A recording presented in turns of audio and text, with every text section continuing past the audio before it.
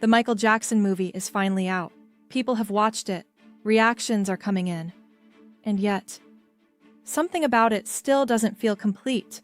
Because this wasn't just another movie release. This was supposed to be the story of Michael Jackson, a man who meant something different to everyone.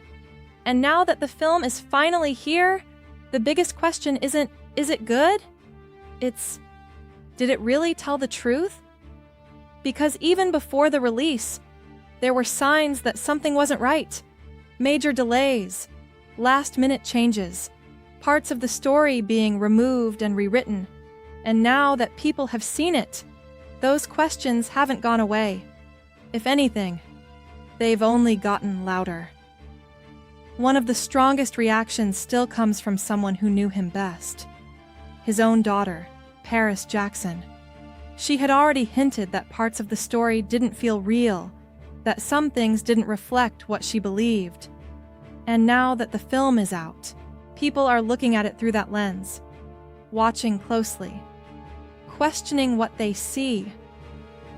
Because when a story this important is told, people don't just watch it. They feel it. They compare it to their own memories, their own understanding, their own connection. And that's where things become complicated. August 2022. Do you think that those were actually Michael's vocals or not?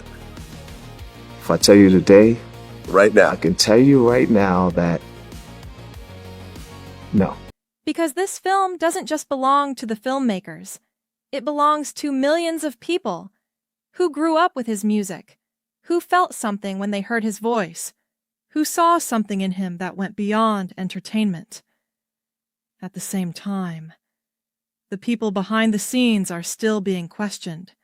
Decisions about what to include, what to leave out, and how to present his legacy are now being judged in real time by the audience. And then there's the conversation around the family. Different reactions, different levels of support. Some standing with the film, others choosing distance. No matter what's officially confirmed or denied, you can feel that not everything is perfectly aligned. First time you saw the Jackson family, when Michael Jackson came in, what were your first impressions when you saw them perform in front of you? Well, I was floored. When I saw them perform, I was really floored. Actually, you're becoming like a stage addict. I really am.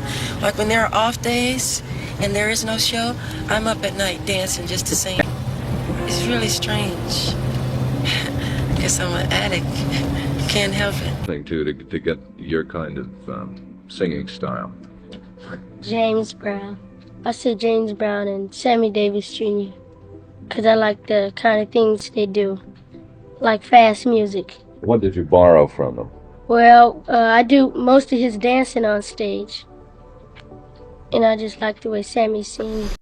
But maybe that's expected, because telling the story of someone like Michael Jackson was never going to be simple. Hundreds of people in the audience yelling, "Michael, Michael!" What do you feel like? When they're all holding hands and everybody's rocking and all colors of people are there, all races, and it's the most wonderful thing. It was never going to satisfy everyone. It was never going to feel complete. Because how do you capture something that meant something different to every single person? How do you turn emotion into a timeline? How do you turn a legacy into a script? And maybe that's why this film feels the way it does. Not necessarily wrong, but not entirely complete either. Because at the end of the day, a movie can show moments, it can recreate scenes, it can tell a version of the story, but it can never fully recreate what people felt. And that's the part people are holding on to right now. Their version of Michael, their memories, their connection. So now that the movie is out, the conversation doesn't end here. It actually starts here. Because people aren't just watching the film, they're comparing it to what they believe is real. And that's what makes this different. This isn't just a review. This isn't just entertainment. This is about legacy. So now I want to ask you something. After watching the movie, or even after hearing everything around it, what do you feel? Did it live up to what you expected? Or does it feel like something was missing? Drop your thoughts in the comments. I'll be reading them. And if you're someone who doesn't just watch stories, but questions them, feels them, and looks deeper into them, then you're already part of this. Subscribe to Roundtable Celebrity. Because here, we don't just follow the spotlight. We look at what's happening behind it.